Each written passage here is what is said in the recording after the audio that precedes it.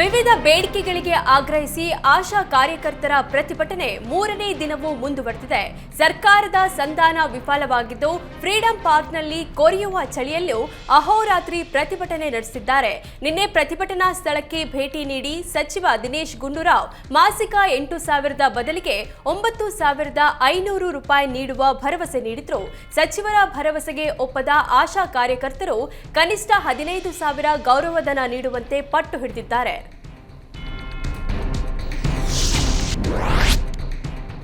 ಧಾರವಾಡದಲ್ಲಿ ಅಮಿತ್ ಶಾ ವಿರುದ್ಧ ದಲಿತ ಸಂಘಟನೆಗಳು ಕರೆ ಕೊಟ್ಟಿದ್ದ ಬಂದ್ಗೆ ಉತ್ತಮ ಪ್ರತಿಕ್ರಿಯೆ ವ್ಯಕ್ತವಾಗಿದೆ.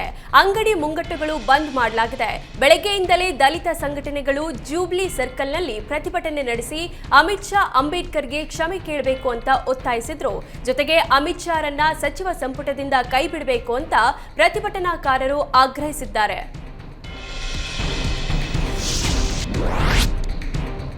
ಅಂಬೇಡ್ಕರ್ ಕುರಿತು ಅಮಿತ್ ಶಾ ಅವಹೇಳನಕಾರಿಯಾಗಿ ಮಾತಾಡಿದ್ದಾರೆ ಅಂತ ಆರೋಪಿಸಿ ಸಂವಿಧಾನ ಸಂರಕ್ಷಣಾ ಸಮಿತಿ ವತಿಯಿಂದ ಪ್ರತಿಭಟನೆ ಮಾಡಲಾಗ್ತಿದೆ. ವಿಜಯನಗರ ಬಂದ್ಗೆ ಉತ್ತಮ ಪ್ರತಿಕ್ರಿಯೆ ವ್ಯಕ್ತವಾಗಿದೆ. ಬೆಳಗ್ಗೆಯಿಂದಲೇ ಸಾರಿಗೆ ಬಸ್ ಓಡಾಟವಿಲ್ಲ. ಅಂಗಡಿ ಮುಗ್ಗಟ್ಟುಗಳು ಬಂದ್ ಆಗಿದೆ. ಖಾಸಗಿ ಶಾಲಾ ಕಾಲೇಜುಗಳಿಗೂ ರಜೆ ಘೋಷಣೆ ಮಾಡಲಾಗಿದೆ. ವಿಜಯನಗರ ಶ್ರೀ ಕೃಷ್ಣದೇವರಾಯ ವಿವಿಯ ಪದವಿ ಪರೀಕ್ಷೆಗಳನ್ನು ಮುಂದೂಡಲಾಗಿದೆ.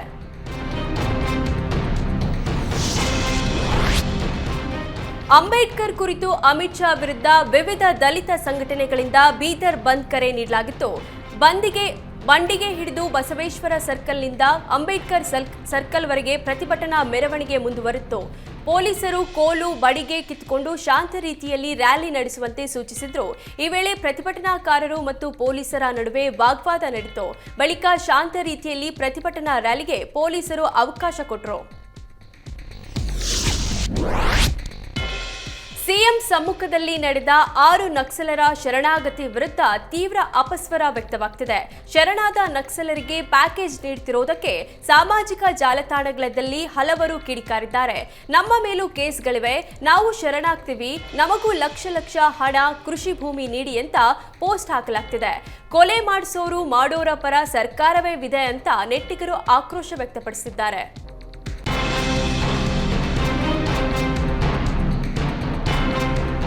ನಿನ್ನೆ ರಾಜ್ಯದಲ್ಲಿ ಶರಣಾದ 6 ನಕ್ಸಲರಿಗೆ ಸರ್ಕಾರ ಕೊಟ್ಟ ಪ್ಯಾಕೇಜ್ ಬಗ್ಗೆ ಶಾಸಕ ಸುನೀಲ್ ಕುಮಾರ್ ಆಕ್ರೋಶ ವ್ಯಕ್ತಪಡಿಸಿದ್ರು. ಇದಕ್ಕೆ ಸಿಎಂ ಸಿದ್ದರಾಮಯ್ಯ ಟ್ವೀಟ್ ಮೂಲಕ ತಿರುಗೇಟು ಕೊಟ್ಟಿದ್ದಾರೆ. ಕಳೆದ ತಿಂಗಳು ಛತ್ತೀಸ್ಗಢದಲ್ಲಿ ಶರಣಾದ 30 ನಕ್ಸಲರನ್ನ ಕೇಂದ್ರ ಗೃಹ ಸಚಿವ ಅಮಿತ್ ಶಾ ಖುದ್ದಾಗಿ ಬರಮಾಡಿಕೊಂಡು ಆನಂದ ಬಾಷ್ಪ ಸುರಿಸಿದಾಗ ಯಾಕೆ ಬೆಚ್ಚಿ ಬಿದ್ದಿಲ್ಲ? ಅಮಿತ್ ಶಾಗೆ ನಕ್ಸಲರ ಬಗ್ಗೆ ಯಾಕೆ ಇಷ್ಟೊಂದು ಪ್ರೀತಿ ಅಂತ ಕೇಳುವ ದಮ್ಮು ಸುನೀಲ್ ಕುಮಾರ್ಗೆ ಇದೆಯಾ? ಮಹಾರಾಷ್ಟ್ರದಲ್ಲಿ ಶರಣಾದ ನಕ್ಸಲ್ ದಂಪತಿಗೆ ದೇವೇಂದ್ರ ಫಡ್ನವೀಸ್ 41 ಲಕ್ಷ ರೂಪಾಯಿ ನೆರವು ನೀಡಿದ್ದಾರೆ. ಅದನ್ನ ಕೇಳೋ ಧೈರ್ಯ ಸುನೀಲ್ ಕುಮಾರ್ಗೆ ಇದೆಯಾ ಅಂತ ಪ್ರಶ್ನಿಸಿದ್ರು. ನಿನ್ನೆ ಸಿಎಂ ಸಮ್ಮುಖದಲ್ಲಿ ಶರಣಾಗತಿಯಾದ 6 ನಕ್ಸಲರು ಸಮವಸ್ತ್ರಗಳನ್ನ ನೀಡಿದ್ದಾರೆ. ಆದರೆ ನಕ್ಸಲರ ಬಳಿ ಇದ್ದ ಶಸ್ತ್ರಾಸ್ತ್ರ ಸರೆಂಡರ್ ಮಾಡಿಲ್ಲ. ಕಾಡಿನಲ್ಲಿ ಶರಣಾಗತಿಗೂ ಮುನ್ನ ಸಭೆ ನಡೆಸುವ ವೇಳೆ ಬಂದೂಕು ಇತ್ತು ಎನ್ನಲಾಗ್ತಿದೆ. ಶಸ್ತ್ರಾಸ್ತ್ರಗಳು ಎಲ್ಲಿ ಎನ್ನುವ ಪ್ರಶ್ನೆಗೆ ಹಿರಿಯ ಪೊಲೀಸ್ ಅಧಿಕಾರಿಗಳ ಬಳಿಯೂ ಉತ್ತರವಿಲ್ಲ. ನಕ್ಸಲ್ ನಿಗ್ರಹ ಪಡೆ ಹಾಗೂ ಪೊಲೀಸರು ಬಂದೂಕುಗಳ ಹುಡುಕಾಟದಲ್ಲಿದ್ದಾರೆ. ಸಿಎಂ ಸಮ್ಮುಖದಲ್ಲಿ 6 ನಕ್ಸಲರ ಶರಣಾಗತಿ ಬಗ್ಗೆ ಆಕ್ರೋಶ ವ್ಯಕ್ತಪಡಿಸಿದ್ದ ಶಾಸಕ ಸುನೀಲ್ ಕುಮಾರ್ ವಿರುದ್ಧ ಗೃಹ ಸಚಿವ ಪರಮೇಶ್ವರ್ ಕಿಡಿಕಾರಿದ್ದಾರೆ. ಅದರಲ್ಲಿ ತಪ್ಪೇನಿದೆ? ಒಂದು ಸಂದೇಶ ನೀಡಲು ಈ ರೀತಿ ಮಾಡಿದ್ದೇವೆ. ಸುನೀಲ್ ಕುಮಾರ್ ಕ್ಷೇತ್ರದಲ್ಲೇ ನಕ್ಸಲರು ಹೆಚ್ಚಿದ್ದಾರೆ. ಎಎನ್ಎಫ್ ತಂಡ ಅವರ ಕ್ಷೇತ್ರದಲ್ಲೇ ಇದ್ದಾರೆ. ನಕ್ಸಲರು ಬಂದಾಗ ಅವರ ಬಳಿ ಯಾವುದೇ ಶಸ್ತ್ರಾಸ್ತ್ರಗಳು ಇರಲಿಲ್ಲ. ಅವರು ಎಲ್ಲಿ ಬಿಟ್ಟು ಬಂದಿದ್ದಾರೆ ಅಂತ ವಿಚಾರಣೆ ನಡೆಸಬೇಕು ಅಂತ ಹೇಳಿದ್ರು. 6 ಮಂದಿ ನಕ್ಸಲರು ಶರಣಾಗತಿ ಪ್ರಕರಣವನ್ನ ಎನ್ಐಎ ತನಿಖೆಗೆ ಬಿಜೆಪಿ ಆಗ್ರಹಿಸಿದೆ. ಚಿಕ್ಕಮಗಳೂರಿನಲ್ಲಿ ಬಿಜೆಪಿ ನಾಯಕರು ಶರಣಾದವರ ಬಗ್ಗೆ ಉನ್ನತ ತನಿಖೆಗೆ ಒಳಪಡಿಸಬೇಕು ಅಂತ ಜಿಲ್ಲಾಧಿಕಾರಿ ಮೀನಾ ನಾಗರಾಜ್ಗೆ ಮನವಿ ಸಲ್ಲಿಸಿದ್ರು. ನಕ್ಸಲರಿಗೆ ಶಸ್ತ್ರಾಸ್ತ್ರ ಪೂರೈಕೆ ಯಾರು ಮಾಡ್ತಿದ್ರು? ಈ ಹಿಂದೆ 6 ಮಂದಿಯ ಪತ್ತೆಗಾಗಿ ಬಹುಮಾನ ಘೋಷಿಸಲಾಗಿತ್ತು. ಪೊಲೀಸ್ ಇಲಾಖೆಗೆ ಈಗ ಬೆಲೆಯೇ ಇಲ್ವಾ? ಶರಣಾಗತಿಯ ಕಮಿಟಿಯವರು ಈಗ ಹೇಗೆ ಭೇಟಿ ಮಾಡಿದ್ರು ಅನ್ನೋ ಬಗ್ಗೆ ತನಿಖೆಯಾಗಬೇಕು ಅಂತ ಒತ್ತಾಯಿಸಿದ್ರು. ಚಾಮುಂಡೇಶ್ವರಿ ಭಕ್ತರಿಗೆ ಜಿಲ್ಲಾಡಳಿತ ಹಾಗೂ ಪ್ರಾಧಿಕಾರ ಗುಡ್ ನ್ಯೂಸ್ ನೀಡಿದೆ. ಶೀಘ್ರದಲ್ಲೇ ಬೆಟ್ಟದ ಮೇಲಿನ ಟ್ರಾಫಿಕ್ ಸಮಸ್ಯೆಗೆ ಮುಕ್ತಿ ಸಿಗಲಿದೆ. ಬೆಟ್ಟಕ್ಕೆ ಪ್ರತಿನಿತ್ಯ ಲಕ್ಷಾಂತರ ಸಂಖ್ಯೆಯಲ್ಲಿ ಪ್ರವಾಸಿಗರು ಭಕ್ತರು ಆಗಮಿಸುತ್ತಾರೆ. ಹೀಗಾಗಿ ಟ್ರಾಫಿಕ್ ಸಮಸ್ಯೆ ಎದುರಾಗುತ್ತೆ. ಈ ಹಿನ್ನೆಲೆ ಚಾಮುಂಡಿ ಬೆಟ್ಟದ ತಪ್ಪಲಿನಲ್ಲಿ ಪ್ರತ್ಯೇಕ ಪಾರ್ಕಿಂಗ್ ಸ್ಥಳಕ್ಕೆ ಹುಡುಕಾಟ ನಡೆಸಲಾಗಿದೆ. ಪಾರ್ಕಿಂಗ್ ಸ್ಥಳದಲ್ಲೇ ವಾಹನ ನಿಲ್ಲಿಸಬೇಕು. ಅಲ್ಲಿಂದ ಭಕ್ತರನ್ನ ಸಾರಿಗೆ ವಾಹನಗಳ ಮೂಲಕ ದೇವಸ್ಥಾನದ ಬಳಿ ಕರೆತರಲು ವ್ಯವಸ್ಥೆ ಮಾಡಲಾಗುತ್ತೆ. ಈ ಬಗ್ಗೆ ಸರ್ಕಾರಕ್ಕೆ ಪ್ರಾಧಿಕಾರ ಹಾಗೂ ಜಿಲ್ಲಾಡಳಿತ ಪ್ರಸ್ತಾವನೆ ಸಲ್ಲಿಸಿದೆ.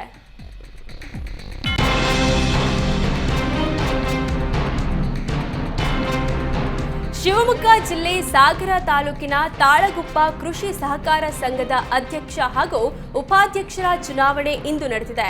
ಚುನಾವಣೆಯಲ್ಲಿ ಮರತ್ತೂರು ಗ್ರಾಮದ ಮಂಜುನಾಥ್ ಅಧ್ಯಕ್ಷರಾಗಿ ಹಾಗೂ ಅಣ್ಣಪ್ಪ ತಾಳಗುಪ್ಪ ಉಪಾಧ್ಯಕ್ಷರಾಗಿ ಗೆಲುವಿನ ನಗೆ ಬೀರಿದ್ದಾರೆ. ಮಂಜುನಾಥ್ ಕಗ್ಗೆ ಮೂರನೇ ಬಾರಿ ಅಧ್ಯಕ್ಷ ಗಾದಿಯನ್ನ ಏರುವ ಮೂಲಕ ತಾಳಗುಪ್ಪ ಸಹಕಾರ ಸಂಘದಲ್ಲಿ ಇತಿಹಾಸ ಕ್ರಿಯೇಟ್ ಮಾಡಿದ್ದಾರೆ. ಇನ್ನು ನಿರ್ದೇಶಕರಾಗಿ ಸುರೇಶ್ ಕಗ್ಗೆ, ಶ್ರೀಕಾಂತ್ ಗುಡ್ಡೆಮನೆ, ಮುರಳಿ ಬಲೇಗಾರ, ರಾಮಪ್ಪ, ಪ್ರವೀಣ್, ಶಶಿಕಲಾ, ಸ್ವಪ್ನ ಗೆಲುವಿನ ನಗೆ ಬೀರಿದ್ರು. ತುಮಕೂರು ಸಹಕಾರಿ ಹಾಲು ಉತ್ಪಾದಕರ ಒಕ್ಕೂಟದ ಚುನಾವಣೆ ಫಲಿತಾಂಶ ಪ್ರಕಟವಾಗಿದೆ. ನವೆಂಬರ್ 10ರಂದು 10 ತಾಲೂಕು ಸೇರಿ 10 ನಿರ್ದೇಶಕ ಸ್ಥಾನಕ್ಕೆ ಚುನಾವಣೆ ನಡೆದಿತ್ತು. ನೂತನ ನಿರ್ದೇಶಕರಾಗಿ ಪಾವಗಡದ ಬೆಳ್ಳಿ ಬಟ್ಲು ಚಂದ್ರಶೇಖರ ರೆಡ್ಡಿ ಆಯ್ಕೆಯಾಗಿದ್ದಾರೆ. ಚಂದ್ರಶೇಖರ ರೆಡ್ಡಿಗೆ ಶಾಸಕರಾದ ಎಚ್.ವಿ. ವೆಂಕಟೇಶ್ ಹಾಗೂ ಸ್ಥಳೀಯ ಕಾಂಗ್ರೆಸ್ ನಾಯಕರು ಅಭಿನಂದನೆ ಸಲ್ಲಿಸಿದರು. ಇನ್ನು ಚಿಕ್ಕನಾಯಕನಹಳ್ಳಿಯಲ್ಲಿ ಮಾಧುಸ್ವಾಮಿ ಬೆಂಬಲಿಗ ಅಭ್ಯರ್ಥಿ ಬುಳ್ಳೇನಹಳ್ಳಿ ಪ್ರಕಾಶ್ 82 ಮತ ಪಡೆದು ಗೆದ್ದಿದ್ದಾರೆ. ಇನ್ನು ಗುಬ್ಬಿ ಕ್ಷೇತ್ರದಲ್ಲಿ ಶಾಸಕ ಎಸ್ಆರ್ ಶ್ರೀನಿವಾಸ್ ಪತ್ನಿ ಭಾರತಿ ಶ್ರೀನಿವಾಸ್ 68 ಮತಗಳನ್ನು ಪಡೆದು ಜಯಗಳಿಸಿದ್ದಾರೆ. ತುರುವೇಕೆರೆ ಕ್ಷೇತ್ರದಲ್ಲಿ ಬಿಜೆಪಿ ಅಭ್ಯರ್ಥಿ ಮಹಲಿಂಗಯ್ಯ, ಮಧುಗಿರಿಯಲ್ಲಿ ಕೆಎನ್ ರಾಜಣ್ಣ ಬೆಂಬಲಿಗ ನಾಗೇಶ್ ಬಾಬು, ಶಿರಾ ಕ್ಷೇತ್ರದಲ್ಲಿ ಎಸ್ಆರ್ ಗೌಡ, ಕುಣಿಗಲ್ನಲ್ಲಿ ಡಿ ಕೃಷ್ಣಕುಮಾರ್ ಗೆದ್ದಿದ್ದಾರೆ.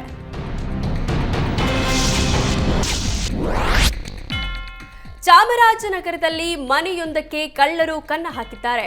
3/4 ಕೆಜಿ ಚಿನ್ನ, 15 ಕೆಜಿ ಬೆಳ್ಳಿ, 6 ಲಕ್ಷ ರೂಪಾಯಿ ನಗದು ದೋಚಿದ್ದಾರೆ. ನಗರದ ಪ್ರಜಾಪಿತ ಬ್ರಹ್ಮಕುಮಾರಿ ಕಚೇರಿ ಎದುರಿಗಿರುವ ರೇಣುಕಾ ಎಂಬವರ ಮನೆಯ ಮುಂಬಾಗಿಲಿನ ಲಾಕ್ ಮುರಿದು ಕಳ್ಳರು ಒಳನುಗ್ಗಿದ್ರು. ಮನೆಯವರು ಊರಿಗೆ ತೆರಳಿದ್ದಾಗ ಹೊಂಚು ಹಾಕಿ ಕಳ್ಳತನ ಮಾಡಲಾಗಿದೆ. ಸ್ಥಳಕ್ಕೆ SP doctor BT Kavitha, additional SP Shashidhar ಭೇಟಿ ನೀಡಿ ಪರಿಶೀಲನೆ ನಡೆಸಿದರು. ಚಾಮರಾಜನಗರ ಪಟ್ಟಣ ಪೊಲೀಸ್ ಠಾಣೆಯಲ್ಲಿ ಪ್ರಕರಣ ದಾಖಲಾಗಿದೆ.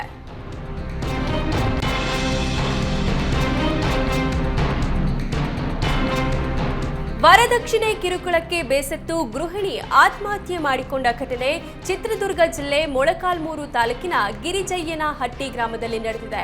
ಆಂಧ್ರಪ್ರದೇಶ ಮೂಲದ 25 ವರ್ಷದ ಪ್ರವಲ್ಲಿಕಾ ನೇಣಿಗೆ ಶರಣಾದ ಮಹಿಳೆ. ಪತಿ ಆತ್ಮಹತ್ಯೆ ಮಾಡಿಕೊಳ್ತಿದ್ದಂತೆ ಪತಿ ಸುದರ್ಶನ ರೆಡ್ಡಿ ಕೂಡ ವಿಷ ಸೇವಿಸಿ ಆತ್ಮಹತ್ಯೆಗೆ ಯತ್ನಿಸಿದ್ದಾನೆ. ಪತಿ ಕುಟುಂಬಸ್ಥರ ವರದಕ್ಷಿಣೆ ಕಿರುಕುಳ ತಾಳದೆ ಮಗಳು ಆತ್ಮಹತ್ಯೆ ಮಾಡಿಕೊಂಡಿದ್ದಾಳೆ ಅಂತ ಪೋಷಕರು ದೂರು ದಾಖಲಿಸಿದ್ದಾರೆ. ಆಂಧ್ರದ ಸುದರ್ಶನ ರೆಡ್ಡಿ ಹಾಗೂ ಪ್ರವಲ್ಲಿಕಾ 1 ವರ್ಷದ ಹಿಂದೆ ಮದುವೆಯಾಗಿದ್ರು. ಮೊಳಕಾಲ್ಮೂರಿನಲ್ಲಿ ಖಾಸಗಿ ಕಂಪನಿ ಉದ್ಯೋಗಿಯಾಗಿದ್ದ ಸುದರ್ಶನ ರೆಡ್ಡಿ ಗಿರಿಜಯ್ಯನಹಟ್ಟಿಯ ಬಾಡಿಗೆ ಮನೆಯಲ್ಲಿ ವಾಸವಾಗಿದ್ರು. ಮೊಳಕಾಲ್ಮೂರು ಪೊಲೀಸ್ ಠಾಣೆಯಲ್ಲಿ ದೂರು ದಾಖಲಾಗಿದೆ. ಕೊಳವೆ ಬಾವಿ ಕೊರೆಸೋದಾಗಿ ಸರ್ಕಾರಿ ಕೆರೆಯನ್ನೇ ಮುಚ್ಚಿದ ಘಟನೆ ದಕ್ಷಿಣ ಕನ್ನಡ ಜಿಲ್ಲೆಯ ತೆಂಕಿಲ ಎಂಬಲ್ಲಿ ನಡೆದಿದೆ. ದಲಿತ ಕುಟುಂಬಗಳಿಗೆ ದೈನಂದಿನ ಕೆಲಸಕ್ಕೆ ನೀರಿಲ್ಲದೆ ಪರದಾಡುವಂತಾಗಿದೆ. 30ಕ್ಕೂ ಹೆಚ್ಚು ದಲಿತ ಕುಟುಂಬಗಳು ಉಪಯೋಗಿಸುತ್ತಿದ್ದ ಕೆರೆಯನ್ನ ಉದ್ಯಮಿ ದಂಬೆಕಾನ ಸದಾಶಿವ ರೈ ಕಲ್ಲು ಹಾಕಿ ಮುಚ್ಚಿದ್ದಾರೆ. ಈ ಕುಟುಂಬಗಳಿಗೆ ಕೊಳವೆ ಬಾವಿಯ ವ್ಯವಸ್ಥೆ ಮಾಡಿಕೊಡೋದಾಗಿ ಉದ್ಯಮಿ ಭರವಸೆ ನೀಡಿದ್ದ. ಇದೇ ಕಾರಣಕ್ಕಾಗಿ ಕೆರೆಯನ್ನ ಮುಚ್ಚಲು ವಿರೋಧ ವ್ಯಕ್ತಪಡಿಸಿರಲಿಲ್ಲ. ಆದರೆ ಕೆರೆ ಮುಚ್ಚಿ 4 ವರ್ಷಗಳೇ ಕಳೆದ್ರೂ ಕೊಳವೆ ಬಾವಿ ಬಿಡಿ, ಕೆರೆಗೆ ಹೋಗುವ ಸ್ಥಳವನ್ನು ಈ ಉದ್ಯಮಿ ತನ್ನ ಸೈಟ್ ಜೊತೆಗೆ ಕಬಳಿಸಿದ್ದಾನೆ. ಅಲ್ಲದೆ ಸರ್ಕಾರ ಈ ಕುಟುಂಬಗಳಿಗೆ ಮೀಸಲಿಟ್ಟಿರುವ 97 ಸೆಂಟ್ಸ್ ಜಾಗಕ್ಕೂ ಅಕ್ರಮವಾಗಿ ಗಡಿಕಲ್ಲು ಹಾಕಿದ್ದಾರೆ ಅಂತ ಆರೋಪಿಸಲಾಗಿದೆ.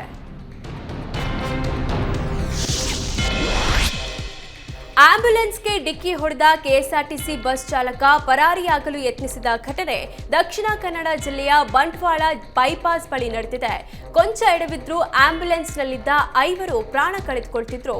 ಕಾರು ಓವರ್ಟೇಕ್ ಮಾಡಿದ ಕೆಎಸ್ಆರ್ಟಿಸಿ ಬಸ್ ಚಾಲಕ ಆಂಬ್ಯುಲೆನ್ಸ್ಗೆ ಡಿಕ್ಕಿ ಹೊಡೆದು ಎಸ್ಕೇಪ್ ಆಗಲು ಯತ್ನಿಸಿದ್ದ. ಕೊನೆಗೆ ಎಸ್ಕೇಪ್ ಆಗ್ತಿದ್ದ ಬಸ್ ಡ್ರೈವರ್ನನ್ನ ಸ್ಥಳೀಯರು ಹಿಡಿದು ಪೊಲೀಸರಿಗೆ ಒಪ್ಪಿಸಿದ್ರು. ಕಿಲ್ಲರ್ ಕೆಎಸ್ಆರ್ಟಿಸಿ ಡ್ರೈವರ್ನ ಕೃತ್ಯ ಸಿಸಿಟಿವಿಯಲ್ಲಿ ಸೆರೆಯಾಗಿದೆ. ವಿದ್ಯುತ್ ಶಾರ್ಟ್ ಸರ್ಕ್ಯೂಟ್ನಿಂದ ಮನೆ ಸುಟ್ಟು ಹೋದ ಘಟನೆ ದಕ್ಷಿಣ ಕನ್ನಡದ ಕಡಬ ತಾಲೂಕಿನ ಆಲಂಕಾರಿಯಲ್ಲಿ ನಡೆದಿದೆ. ನೆಕ್ಕಿಲಾಡಿ ವಿನೋದ ಎಂಬವರಿಗೆ ಸೇರಿದ ಮನೆಯ ವಿದ್ಯುತ್ ಉಪಕರಣಗಳು, ಬಟ್ಟೆ ಸೇರಿದಂತೆ ಚಿನ್ನದ ಒಡವೆಗಳು ಬೆಂಕಿಗೆ ಆಹುತಿಯಾಗಿದೆ. ಘಟನೆ ವೇಳೆ ಮನೆಯಲ್ಲಿ ಯಾರೂ ಇರಲಿಲ್ಲ. ಸ್ಥಳೀಯರು ಮನೆಯಿಂದ ಹೊಗೆ ಬರ್ತಿರೋದನ್ನ ಗಮನಿಸಿ ಮನೆ ಬಾಗಿಲು ಮುರಿದು ಬೆಂಕಿ ನಂದಿಸಲು ಯತ್ನಿಸಿದ್ದಾರೆ. ಆ ವೇಳೆಗಾಗಲೇ ಮನೆಯಲ್ಲಿದ್ದ ಚಿನ್ನಾಭರಣ, ಬಟ್ಟೆ ಬರೆಗಳು ಬೆಂಕಿಗೆ ಸಂಪೂರ್ಣವಾಗಿ ಸುಟ್ಟು ಹೋಗಿವೆ. ಮನೆಯ ಪರಿಸ್ಥಿತಿ ಕಂಡು ವಿನೋದ ಹಾಗೂ 2 ಮಕ್ಕಳು ಕಣ್ಣೀರಿಟ್ಟಿದ್ದಾರೆ.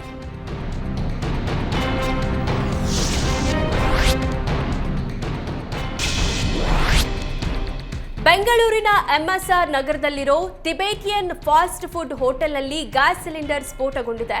ಸ್ಫೋಟದ ರಭಸಕ್ಕೆ ಪಕ್ಕದಲ್ಲಿರೋ ಎಂಎಸ್ ರಾಮಯ್ಯ ಕಾಲೇಜಿನ ಕಿಟಕಿ ಗಾಜುಗಳು ಪುಡಿಪುಡಿಯಾಗಿದೆ. ಗ್ಯಾಸ್ ಸೋರಿಕೆಯಿಂದ ವಾಸನೆ ಬರ್ತಿದೆ ಅಂತ ಅಕ್ಕಪಕ್ಕದವರು ಪೊಲೀಸರಿಗೆ ಮಾಹಿತಿ ನೀಡಿದ್ರು. ಸ್ಥಳಕ್ಕೆ ಫಾರೆನಿಕ್ಸ್ ತಂಡ ಭೇಟಿ ನೀಡಿ ಪರಿಶೀಲನೆ ನಡೆಸಿದ್ರು. ಕಳೆದ 2 ವರ್ಷದ ಹಿಂದೆ ಕಟ್ಟಡದ ಮಾಲೀಕ ನಾಗರಾಜು ನೇಪಾಳ ಮೂಲದವರಿಗೆ ಅಂಗಡಿ ಬಾಡಿಗೆ ನೀಡಿದ್ರು. ಘಟನೆ ಬಗ್ಗೆ ಪೊಲೀಸರು ಹೆಚ್ಚಿನ ಮಾಹಿತಿ ಕಲೆ ಹಾಕ್ತಿದ್ದಾರೆ.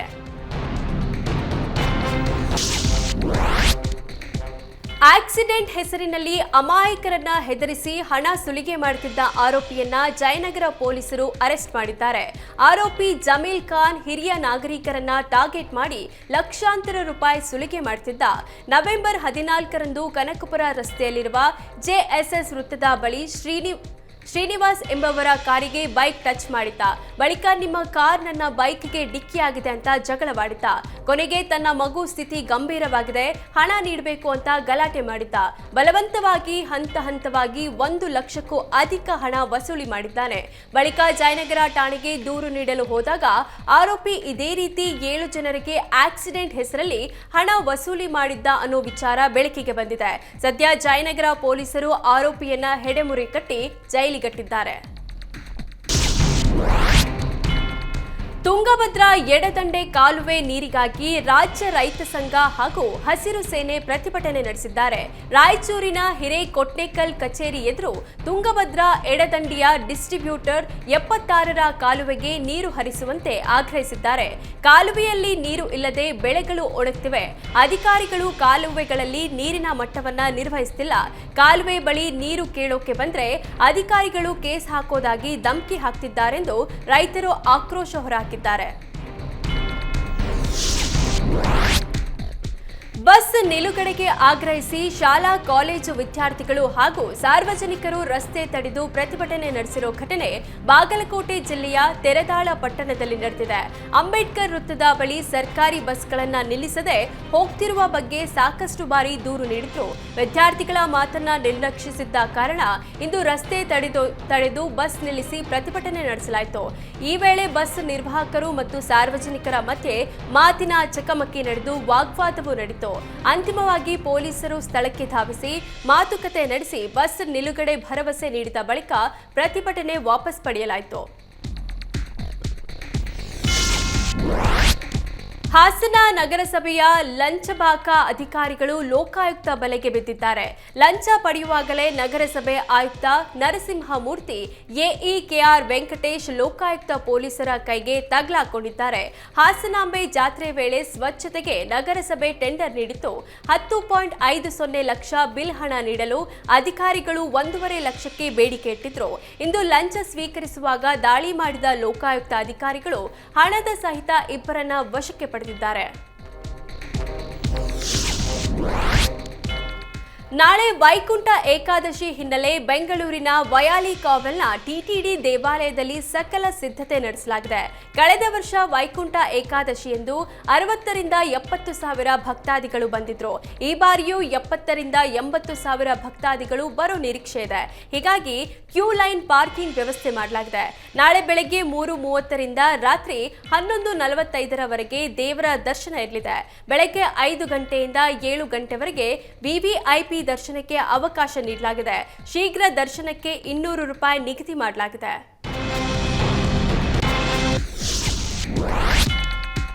ಕನ್ನಡದ ನಟಿ ಹರಿಪ್ರಿಯಾ ಹಾಗೂ ವಸಿಷ್ಠ ಸಿಂಹ ದಂಪತಿ ಮೊದಲ ಮಗುವಿನ ನಿರೀಕ್ಷೆಯಲ್ಲಿದ್ದಾರೆ.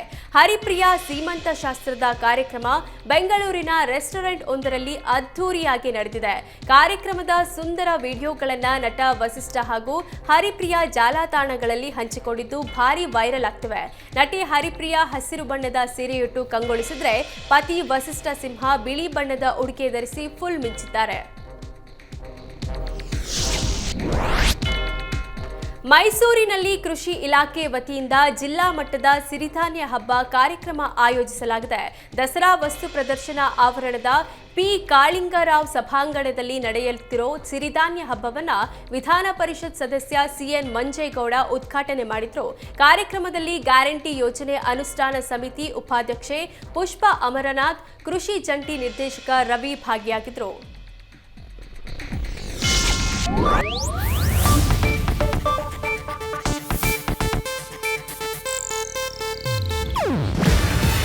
ಇದು ಏಷ್ಯಾನೆಟ್ ನ್ಯೂಸ್ ನೆಟ್ವರ್ಕ್ ಪ್ರಸ್ತುತಿ. ನೀವು ನೋಡ್ತಿದ್ದೀರಾ ಏಷ್ಯಾನೆಟ್ ಸುವರ್ಣ ನ್ಯೂಸ್.